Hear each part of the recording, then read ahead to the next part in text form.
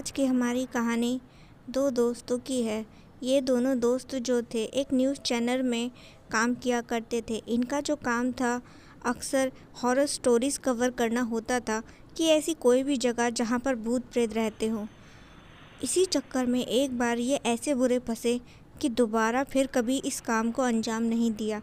चलिए जानते हैं क्या थी पूरी घटना।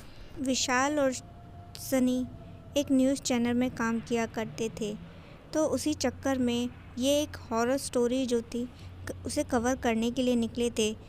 ये इस वक्त ट्रेन में सफ़र कर रहे थे दोनों दोस्त जब ट्रेन में पहुँचे तो इन्होंने देखा कि इनके सामने वाली सीट पर एक आदमी बैठा हुआ था, गुमसुम सा, चुपचाप सा।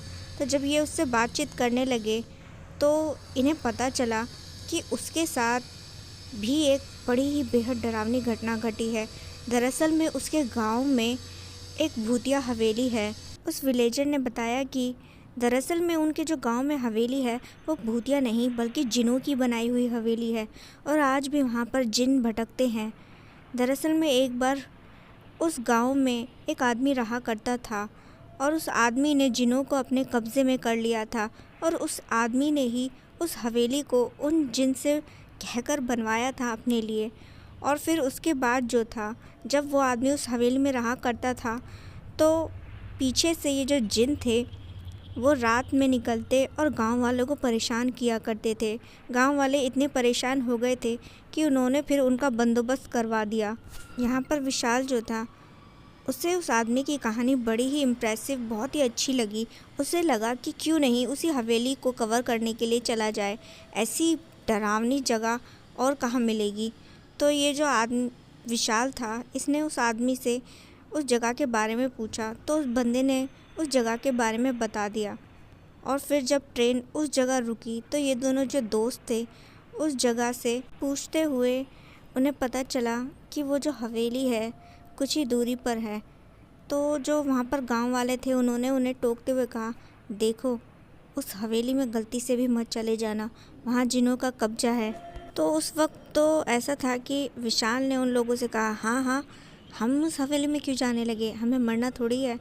और फिर जैसे ही रात हुई और सारे गांव वाले अपने घरों में जाने लगे और उसके बाद जो था ये दोनों दोस्त जो थे अपना कैमरा उठाकर उस हवेली तक पहुँचे। लेकिन इन्होंने देखा कि हवेली का जो मेन गेट था, दरवाज़ा वगैरह, वो सब कुछ बंद थे।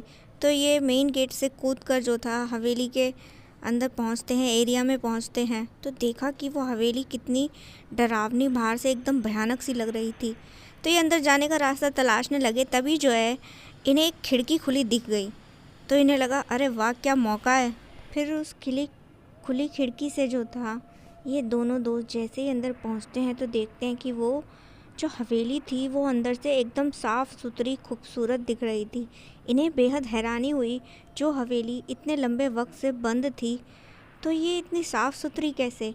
ये यहाँ वहाँ जाकर उस जगह की शूटिंग करने लगे और अपनी तरफ से जो है वहाँ पर बातचीत जो है रिकॉर्ड करने लगे कि वो हवेली कब कैसे बनी और बहुत कुछ और बातें। तो तभी जो है अचानक से ही जो बंदा कैमरा पकड़े हुआ था उसको जो था सामने की ओर एक परछाई नज़र आई। वो एकदम से हिल गया। ये परछाई किसकी है, बेहद डरावनी, जिसके सर पर सींग निकले हुए थे। विशाल ने कहा अपने दोस्त से, अरे यार कैमरा सही से पकड़, गिर गया तो मुसीबत हो जाएगी। तो उसके दोस्त ने कहा, यार तेरे पीछे मैंने किसी को देखा, बड़े बड़े सींग थे। तो विशाल ने कहा, तेरा दिमाग ख़राब हो गया क्या गांव वालों की तरह, इस हवेली में कुछ भी नहीं है, ना कोई भूत प्रेत ना ही कोई जिन। तो इसके बाद जो था वो वापस से शूटिंग करने लगे, लेकिन तभी उन लोगों को किसी के कदमों की आहट सुनाई देने लगी।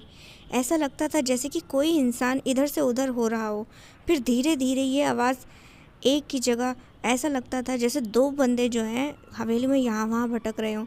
और ऐसे होते होते वो संख्या बढ़ती चली गई। इस सब से जो था ये दोनों घबराने लगे थे।